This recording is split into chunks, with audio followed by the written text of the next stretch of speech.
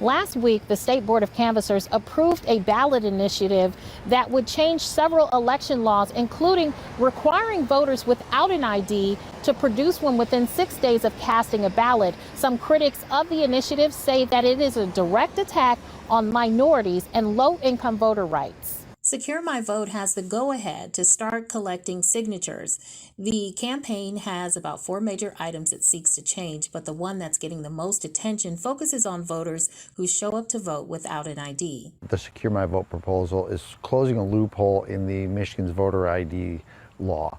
And that would require people who come to the polling place without an ID, they would still be able to sign an affidavit and vote that day, but the vote wouldn't be counted until they come back within 6 days and show their ID to the clerk, and then it's counted like normal.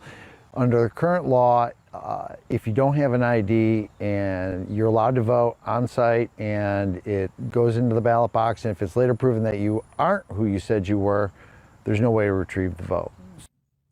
Lansing City Clerk Chris Swope says the proposals target vulnerable segments of the population.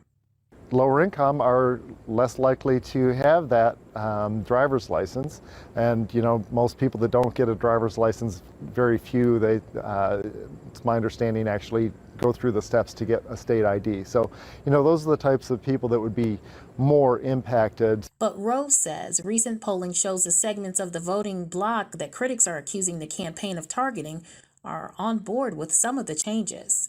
That in recent polling done by the Detroit Regional Chamber of Commerce showed that fully 70% of African Americans polled support having to show an ID at the polling place.